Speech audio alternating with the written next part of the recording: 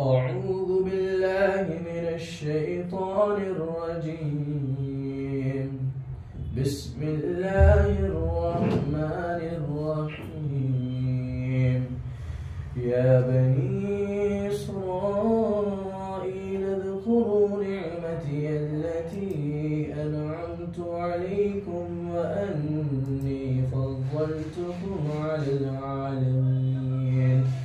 واتقوا يوما لا تجزي نفس عن نفس شيئا ولا يقبل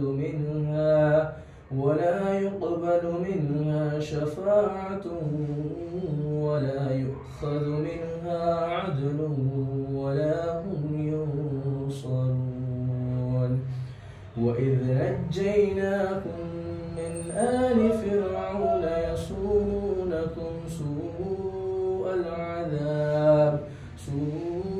العذاب يذبحون أبناءكم ويستحيون نساءكم وفي ذلكم بلاء من ربكم عظيم. وإذ فرقنا بكم البحر فأنجيناكم وأغرقنا آل فرعون وأنتم تنظرون. وإذ واعدنا موسى 40 ليلة ثم اتخذتم العجل من بعده وأنتم ظالمون. ثم عفونا عنكم من بعد ذلك لعلكم تشكرون. وإذ آتينا موسى الكتاب والفرقان لعلكم تهتدون. وإذ قال موسى لقومه يا قوم إنكم ظلمتم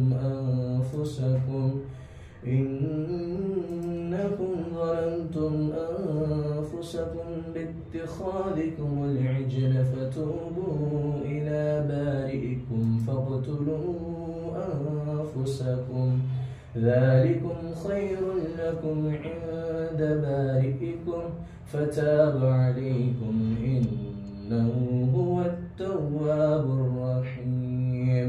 وإذ قلتم يا موسى لن نؤمن لك حتى نرى الله جهرة فأخذتكم الصاعقة وأنتم تنظرون. ثم بعثناكم من بعد موتكم لعلكم تشكرون. وظللنا عليكم الغمام وأنزلنا عليكم المن والسلوى كلوا من طيبات ما رزقناكم وما ظلمونا ولكن كانوا أنفسهم يظلمون. وإذ قلنا ادخلوا هذه القرية فكلوا منها حيث شئتم رغدا وادخلوا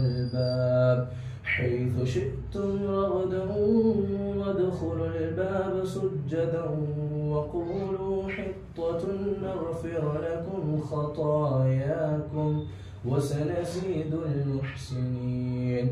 فبدل الذين ظلموا قولا غير الذي قيل لهم فأنزلنا على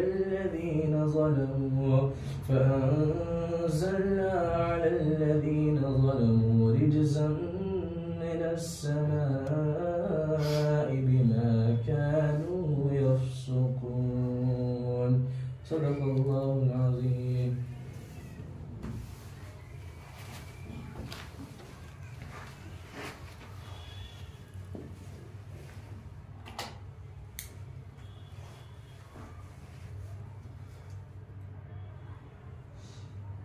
أعوذ بالله من الشيطان الرجيم. بسم الله الرحمن الرحيم. يا بني إسرائيل اذكروا نعمتي التي أنعمت عليكم وأني فضلتكم على العالمين. واتقوا يوما لا تجزي نفس عن نفس شيئا ولا يقبل منها شفاعة ولا يؤخذ منها عدل ولا هم ينصرون۔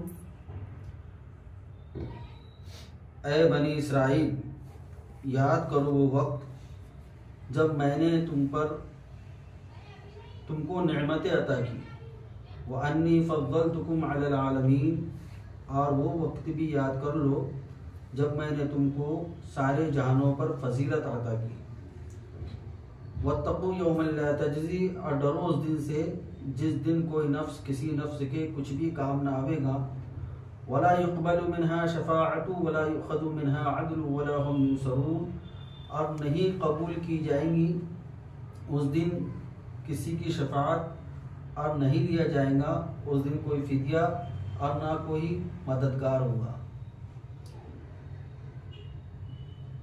پانچویں رکوع سے بنی اسرائیل پر جو اللہ تبارک و تعالی نے نعمتیں کا جو نزول فرمایا مسلسل، ایک کے بعد ایک نعمت اس کا اجمالاً ذکر کیا گیا تھا۔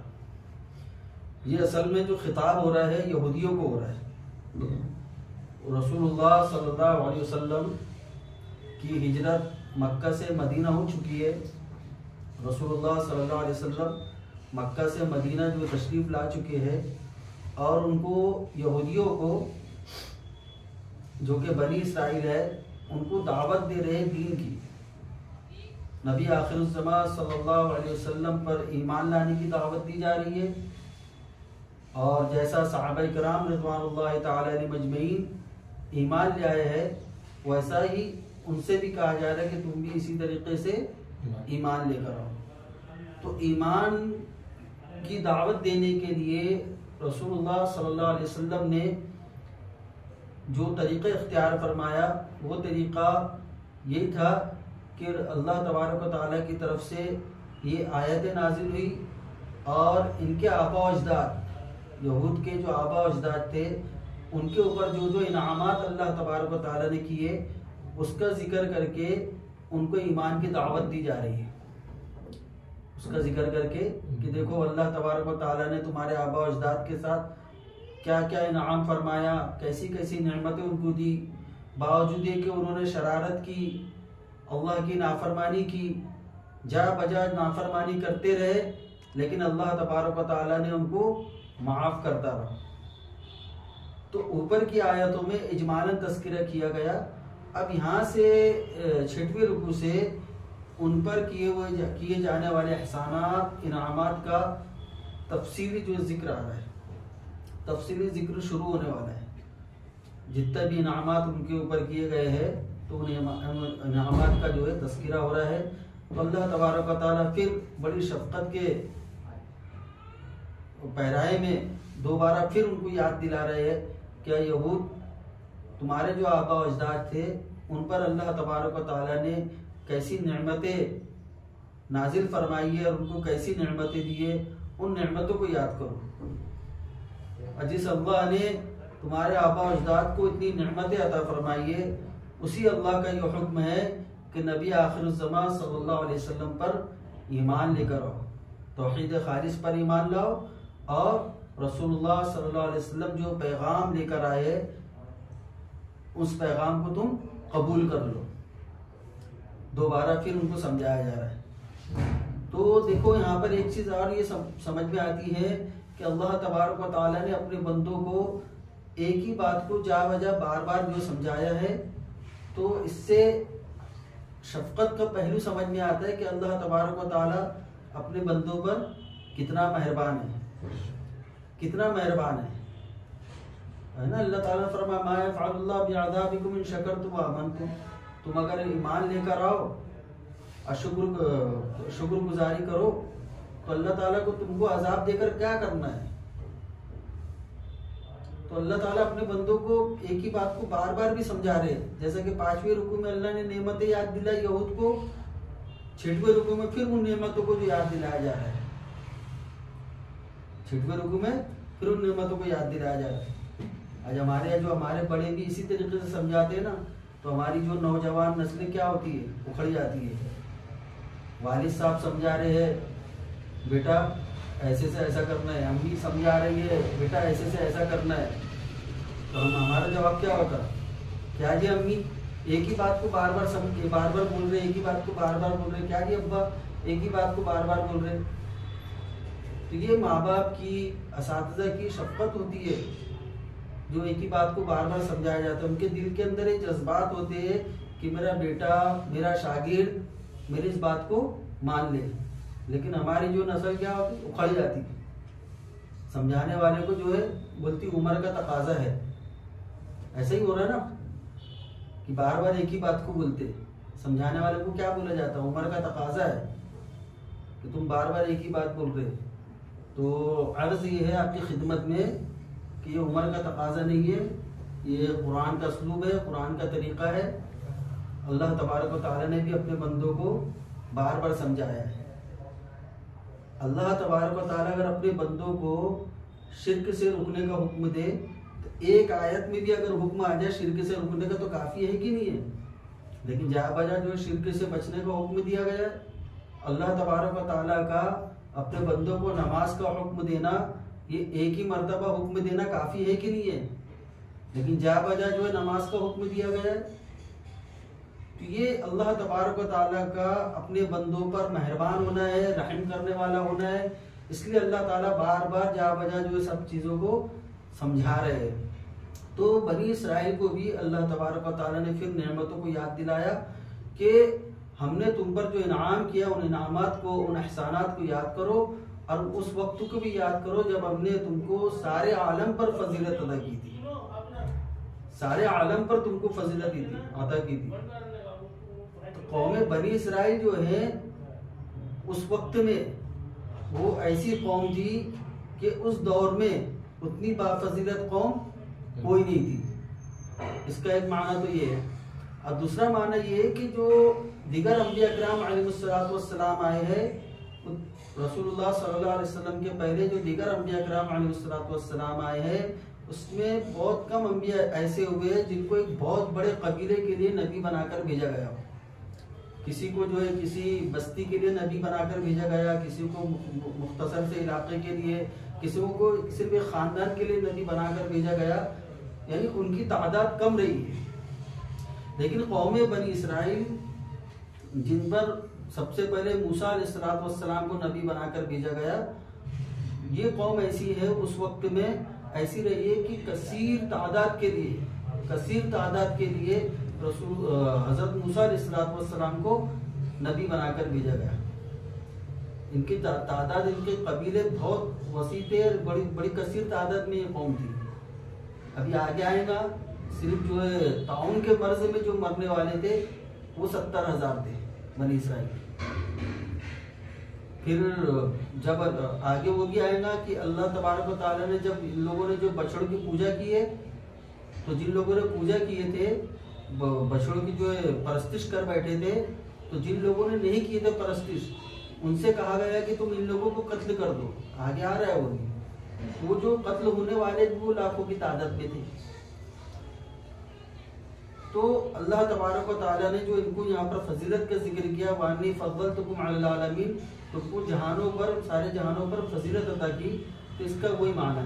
امت محمدیہ اس کے اندر داخل نہیں ہے۔ اس وقت میں جو لوگ ہوئے ہیں تو اس میں سب سے زیادہ جو فضیلت والی قوم یہی رہی ہے۔ تو کتنا احسان تمہارے آباء و اجداد پر اللہ تبارک و تعالیٰ نے کیا ہے۔ ان احسانات کا تقاضا یہ ہے کہ تم جو ہے نبی آخر الزمان صلی اللہ علیہ وسلم پر ایمان لاؤ، اور جو قرآن کریم جو نازل ہو رہا ہے اس کی آیتوں پر بھی ایمان لاؤ۔ پھر آگے ان کو ڈرایا جا رہا ہے وَاتَّقُوا يَوْمًا لَا تَجْزِي، اگر تم جو ہے رسول اللہ صلی اللہ علیہ وسلم کے لائے ہوئے پیغام کو قبول نہیں کر رہے ہو، اللہ کا خوف تمہیں نہیں آ رہا ہے، جبکہ یہ سارے انعامات کا بھی تقاضا یہ ہے کہ اللہ کا خوف کرنا، اللہ کے پیغام کو، رسول اللہ صلی اللہ علیہ وسلم کے پیغام کو قبول کرنا چاہیے اور اللہ سے ڈرنا چاہیے۔ تو اگر نہیں ڈروں گے، اللہ سے نہیں ڈروں گے، تو اس دن کو یاد کر لو کہ جس دن جو ہے کوئی کسی کے کام آنے والا نہیں ہے۔ نہ وہاں پر کوئی سفارش کام آئیں گی، نہ وہاں پر جو ہے دنیا کے اندر ہم جو ہے اپنے آپ کو بچا لیتے ہیں، دنیا میں اپنے آپ کو مال دے کر بچا لیتے ہیں، تو وہاں پر مال دے کر بھی تم اپنے آپ کو بچا نہیں سکتے۔ دنیا کے اندر ہم جو ہے کسی کی مدد لے کر اپنے آپ کو بچا لیتے ہیں، وہاں کسی کی مدد لے کر بھی خود کو نہیں بچا سکتے۔